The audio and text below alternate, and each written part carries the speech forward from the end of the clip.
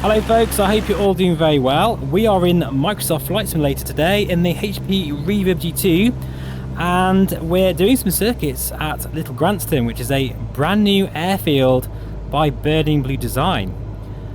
I can't believe how many airfields they're churning out at the moment, and they're all incredibly detailed. So I thought this is the perfect place to have a little bit of a chat about high-end VR. And if you really do need that crazy spec computer and that amazing VR headset to enjoy it, well, no, you don't. You absolutely don't, okay? Of course, the VARJO AERO is by far the best VR headset we have right now. But, you know, it doesn't mean you need one in order to enjoy this sim, as well as other sims as well. In fact, this channel started with the, what was it, an 8600K running a 1070 GPU. And I think at the time I was running a CV1, then it was a Rift S, and then a G1.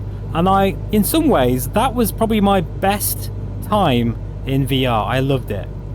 I really did love it, and I'm floating like crazy here. I'm too busy talking.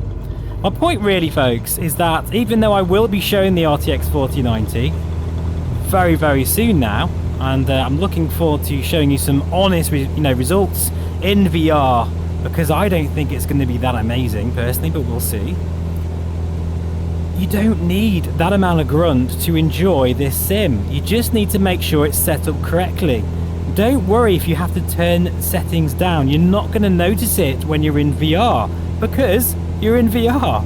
That sounds ridiculous, but VR is always going to beat a flat screen. If you're running a CV1 or say a Quest 2 or whatever, really, it's all good. You're in VR, and that's all that matters. We all fly, as I always say, through the same virtual air as we get some turbulence. Now, don't get me wrong, of course, the Aero is amazing. It really is the best VR headset we have right now, without a doubt, and we are so damn lucky that VARJO have come into the consumer space. It's the most incredible shift we've had for us flight simmers since VR was even a thing, in my opinion. And what that means is that technology is going to come down in price as time moves on. Don't stress yourself out and buy something that you're going to regret later, because yes, it might give you an extra 10 frames per second, but it's not something you're going to be thinking about or really enjoying when you're flying your Spitfire, or you're doing some bush flying in Canada or whatever. You're still going to enjoy that experience. The important thing is to tune your system, and don't be too ridiculous with settings. Just turn them down and forget about them. And please, folks, don't think I'm trying to sound condescending here, because I know most of you know this, but you can run this sim on a 1070 and no problems at all. You've just got to be just mindful of those settings. Anyway, let's have a quick look at Little Gransden here, because it's so beautiful. But it is something I want you to remember when I'm showing off new hardware, because I've got a lot of things going on the channel at the moment. It's great to see where VR is going. But whatever headset you're using, just enjoy it, folks, because this sim is very scalable. It really is a fantastic performer these days, especially with the latest sim update 10. If you're running an RTX card, then DLSS is definitely your friend. But let's just have a quick look at this airfield now. This is absolutely beautiful. This is Little Gransden. There's so many details to this package. Like, for instance, certain bays, I'm not quite sure which ones they are actually. You can open the hangars by sort of flashing your taxi light. That's amazing, isn't it? And each time you come, there'll be different traffic, different people sort of at the cafe and everything. So it's a very dynamic environment, which I love, those kind of things. And I do feel that Burning Blue Design is at the top of the game right now. Just look at this, the models and everything looks so good. Wowzers. And what I might do is I might just put a bit of drone footage in now, just to show you it without VR, because then you can see the full detail as we fly over. And as you can see, it just looks absolutely sublime. The usual stellar job there by Burning Blue Design. And they've got 2 more airfields coming out, one of which is Finland. And I'm hopefully going to take a real-world flight there very soon. And I'm going to take some video footage of that and then compare it to Burning Blue Design's effort, which I'm really looking forward to. Now, just to say, folks, that this video is very proudly sponsored by FS Academy, and I'm sure most of you on the channel have probably seen their products now, but I am a huge fan of what they do, simply because they provide bespoke instructional videos right through from a GA pilot to an airline captain. And what I love about it is you really feel like the instructor is in the cockpit with you. I really honestly would recommend that you try one of their training packages out.